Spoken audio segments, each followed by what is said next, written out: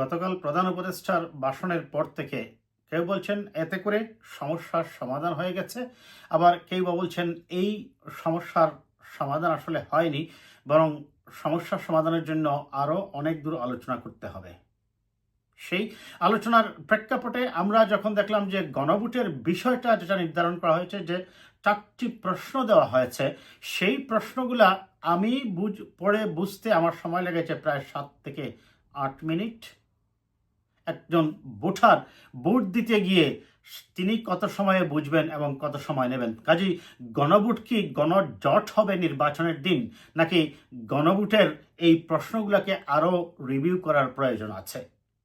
আমি বিশেষ করে এই গণভোটের প্রশ্ন যেগুলো 4টা সেট করা হয়েছে এগুলো নিয়ে একটু আলোচনা করে দর্শক, পরে আসবো অন্য কথায়। আপনারা দেখেছেন যে প্রথম যে প্রশ্নটা, নির্বাচনকালীন তত্ত্বাবধায়ক সরকার, নির্বাচন কমিশন ও অন্যান্য সাংবিধানিক প্রতিষ্ঠান জুলাই সনদে নির্ধারিত প্রক্রিয়ায় গঠিত হবে। এটি মূলত জুলাই সনদে যখন রাজনৈতিক দলগুলো বসেছিল আলোচনা করে তারা এই বিষয়টাতে একমত হয়ে গেছে অলরেডি। আমি আসবো তাহলে এই প্রশ্ন এখানে থাকার প্রয়োজন আছে কিনা আমার পরবর্তী আলোচনায়। দ্বিতীয় যে প্রশ্নটা সেটা হচ্ছে সংসদে নারীর অংশগ্রহণ বাড়ানো, বিরোধী দল থেকে ডেপুটি স্পিকার ও কমিটির সভাপতি নির্বাচন, প্রধানমন্ত্রীর মেয়াদ সীমিতকরণ, রাষ্ট্রপতির ক্ষমতা বৃদ্ধি, বিচার বিভাগের স্বাধীনতা, স্থানীয় সরকার শক্তিশালীকরণ সহ 30টি সংস্কার বাস্তবায়নে বিজয়ী দলগুলো বাধ্য থাকবে। এই যে পয়েন্টটা এটা হচ্ছে 3 নম্বর প্রশ্ন। এটাতেও মোটামুটি আমরা দেখছি যে বিরোধী দলগুলা সহ সকল দলই মোটামুটি, বিরোধী দল বলবো না, সকল রাজনৈতিক দল মোটামুটি একমত হয়েছে। যেটা 2 নম্বর প্রশ্নটা সেটা হচ্ছে যে আগামী সংসদ হবে 2 কক্ষ বিশিষ্ট, নিম্নকক্ষের পাশাপাশি বুথের অনুপাতে 100 সদস্যের একটি উচ্চকক্ষ থাকবে। সংবিধান ও সংশোধনের জন্য ওই উচ্চকক্ষের অনুমোদন বাধ্যতামূলক হবে। আমি আরেকবার পড়ি দর্শক, এটা আগামী সংসদ হবে 2 কক্ষ বিশিষ্ট, নিম্নকক্ষের পাশাপাশি বুথের অনুপাতে 100 সদস্যের একটি উচ্চকক্ষ থাকবে। সংবিধান সংশোধনের জন্য ওই উচ্চকক্ষের অনুমোদন বাধ্যতামূলক হবে। আমি এইটা নিয়ে আগে একটু বলি, তারপরে আসবো আমি শেষ প্রশ্নটাতে। দেখুন, নিম্নকক্ষের পাশাপাশি উচ্চকক্ষে বুথের অনুপাতে এই উচ্চকক্ষ হবে না, এটাতেই মূলত বিএনপি তার নোট অফ ডিসেন্ট দিয়েছিল। জামাত সহ আরও কিছু দল বলা হয় যে সংখ্যায় বেশি। দেখুন, সংখ্যাটাকে আপনারা যেভাবে বিবেচনা করবেন এটা কিন্তু আসল বিবেচনা নয়। কারণটা হচ্ছে আপনি দলের সংখ্যা তো 10 জন দিয়ে 5 জন দিয়ে একটা রাজনৈতিক দল করা যায় বাংলাদেশের প্রেক্ষাপটে। এখন আমাকে যদি বলেন, আমি বলবো যে একদিকে যদি বিএনপি থাকে আর অন্যদিকে সকল রাজনৈতিক দল এই মুহূর্তে যারা আছে মাঠে, বা বিশেষ করে সংস্কার কমিশনের আলোচনায় গিয়ে যারা অংশগ্রহণ করেছে, তাদের সকলকে সংযুক্ত করলেও বিএনপির সমান কি এমনকি কাছাকাছিও যাবে না হয়তো। কাজেই সংখ্যা দিয়ে এইভাবে, আর তাছাড়া প্রশ্ন তো থেকেই যায় এনসিপিকে কোন বিবেচনায় প্রধান উপদেষ্টা সবসময় ডাকেন বা তাদেরকে বড় দল হিসাবে বিবেচনা করার চেষ্টা করা হয়। বাস্তবে তারা হয়তো একটি আসনও বাংলাদেশে আগামী নির্বাচনে পাবে না, যদি না তারা জোট করে বিএনপির সাথে বা জামাতের সাথে। কাজেই উচ্চকক্ষে যেটা বুথের অনুপাতে না বলে বিএনপি বলছে সিটের অনুপাতে হবে উচ্চকক্ষ, তাহলে বিএনপি যেখানে নোট অফ ডিসেন্ট দিলে এবং এটা যেহেতু মেনে নেয়নি, কেন এই প্রশ্নটা আপনার গণভোটের প্রশ্নের মধ্যে নিয়ে আসা হলো? গণভোট কখন হয়? যখন একটি আইনের ব্যাপারে বা কোনো দফার ব্যাপারে বা কোনো বিধিবিধানের ব্যাপারে একটি সংসদ ঐক্যমতে পৌঁছায়, অথবা সরকারের মন্ত্রিসভা বা এখন যেহেতু অন্তর্বর্তী সরকার আছে তারা যখন ঐক্যমতে পৌঁছবেন, এইটা দেশের জনগণ মানে কি মানে না এইটা জানার জন্যই হয় গণভোট। তো আগে তো আপনারা নিজেরা যে আলোচনা করেছেন যে 30 জন বিজ্ঞজন বসে, আপনারাই তো এখানে ঐক্যমত্য হতে পারেননি, তাহলে আপনি এখানে এটা গণভোটের প্রশ্নের মধ্যে অন্তর্ভুক্ত করেছেন। তারপরে যে প্রশ্নটা এখানে দেখুন, আমি এই আলোচনা আরও কিছু জিনিস আসবে দর্শক। জুলাই সনদে বর্ণিত অন্যান্য সংস্কার ও রাজনৈতিক দলগুলোর প্রতিশ্রুতি অনুযায়ী বাস্তবায়িত হবে। আরেকবার, জুলাই সনদে বর্ণিত অন্যান্য সংস্কার ও রাজনৈতিক দলগুলোর প্রতিশ্রুতি অনুযায়ী বাস্তবায়িত হবে।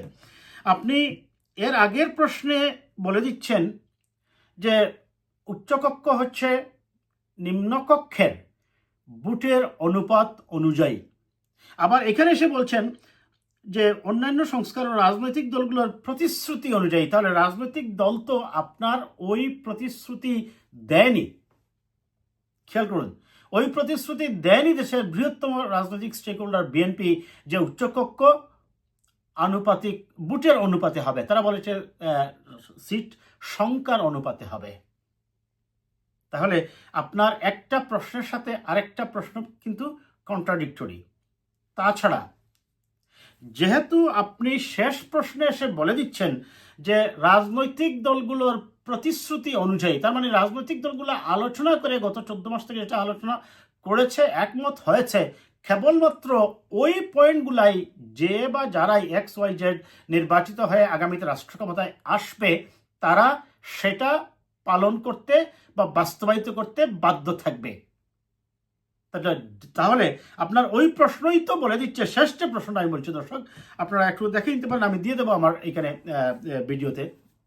তাহলে শেষ প্রশ্নে আপনি কি করছেন, আপনার প্রথম যে 3টা প্রশ্ন আছে এইটার সাথে কন্ট্রাডিক্টরি। তাছাড়া যেটা ঐক্যমত্য হয়ে গেছে এইটা নিয়ে এসে একজন সাধারণ ভোটার এটা কতটুকু বুঝতে পারবে, এখানে তো আমি মনে করি গণজট হবে। নির্বাচনের দিন একজন ভোটার এটা পড়ে বুঝতে তার অনেক সময় লাগবে। আমার যদি লেগে থাকে 7 থেকে 8 মিনিট এই বিষয়টার খুঁটিনাটি খুঁজে বাইর করতে, একজন ভোটার যারা একেবারেই সহজ সরল মানুষ, হয়তোবা এই পরিমাণ তাদের একাডেমিক অ্যাচিভমেন্ট নেই বা একাডেমিক নলেজগুলো নেই, তারা কি করে বুঝবে? এবং আপনি যখন হে অথবা না দিয়েছেন, সেই হে অথবা না একটাতে হে দেওয়ার মানে হচ্ছে সেইখানে সবগুলোতেই হে মেনে নিচ্ছে, নাকি প্রশ্নগুলোতে আলাদা আলাদা হে না থাকবে, আপনাকে এই জিনিসটাও ক্লিয়ার করতে হবে। তাছাড়া 4টি প্রশ্ন যেটা করেছেন সেই প্রশ্নের জন্য আমি মনে করি আলাদাভাবে হে না থাকলে একজন ভোটার হয়তোবা আপনার একটা পয়েন্টে সে সম্মতি আছে তার, অন্যটাতে তার সম্মতি নেই। সেই ক্ষেত্রে আপনার এই এই এই এই গণভোটের পরিস্থিতিটা কি হবে? তার মানে গণভোটে গণজট আমি বলছি, একটা জট লাগবেই। এখন আসি কেন এই গণভোট নিয়ে। আপনারা জানেন যে দেশের 2টা রাজনৈতিক দল তারা ভিন্ন অবস্থান করছিল। এতে করে বিএনপি মনে করছে যে তাদের হয়তো বিজয় হয়েছে, তারা বলেছিল নির্বাচনের দিন, কিন্তু জামাত এই ক্ষেত্রে চুপ আছে। কিন্তু জামাতের যে আরেকটা দাবি, তারা যেটার জন্য মূলত বিহাইন্ড দ্য সিন অনেকেই বলেন যে বার্গেনিং করছিল, যে পিআর এর মাধ্যমে উচ্চকক্ষটাই তারা আসলে চাচ্ছে, এবং তারা চাচ্ছিল মূলত বিএনপির সাথে একটা আন্ডারস্ট্যান্ডিং এর মাধ্যমে একটা নির্বাচন করতে, যেটা বিএনপি অনেক আগেই ডিনাই করে দিয়েছে।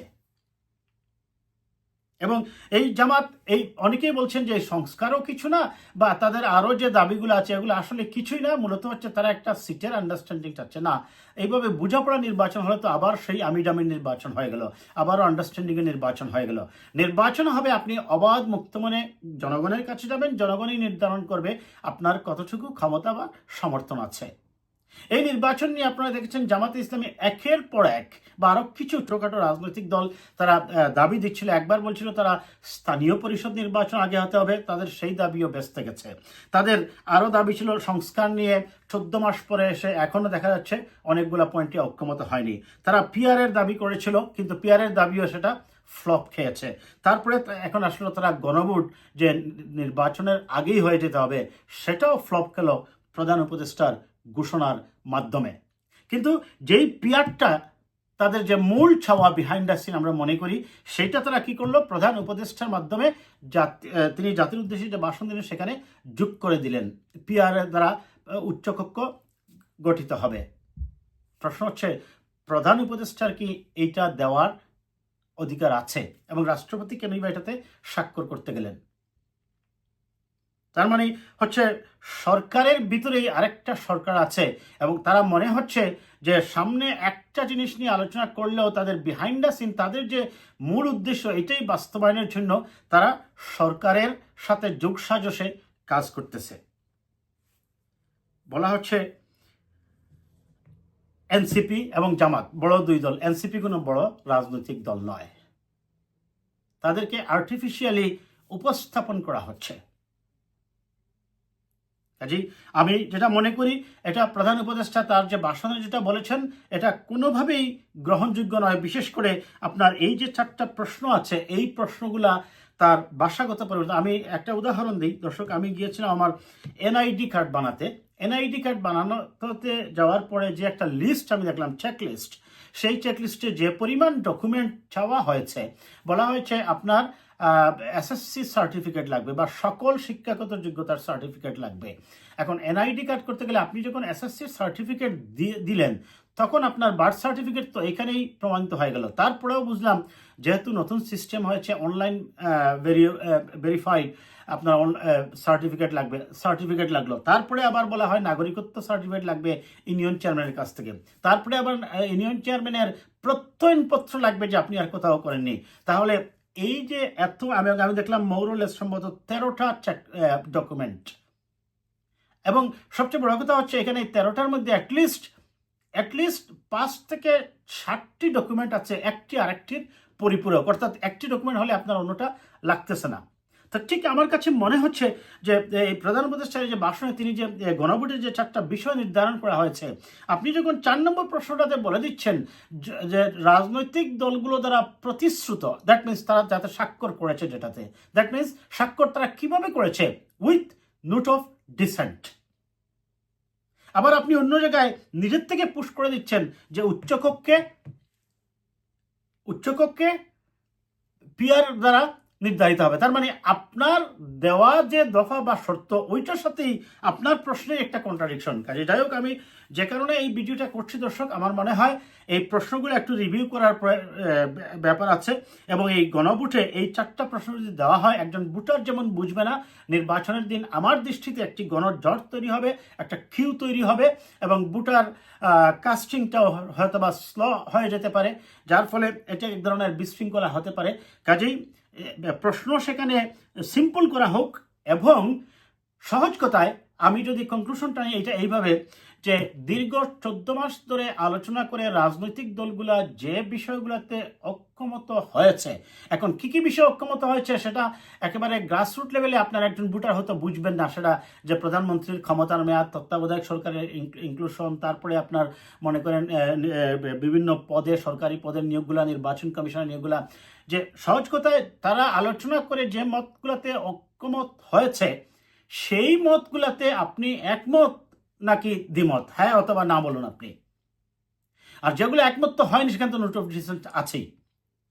এবং প্রয়োজনে সেই লিফলেটটা আগে জনগণের কাছে বিলি করে দেওয়া হতে পারে, পত্রপত্রিকা বা টিভি চ্যানেলগুলোতে তারা সেটা বিজ্ঞাপন আকারে প্রকাশ করতে পারে।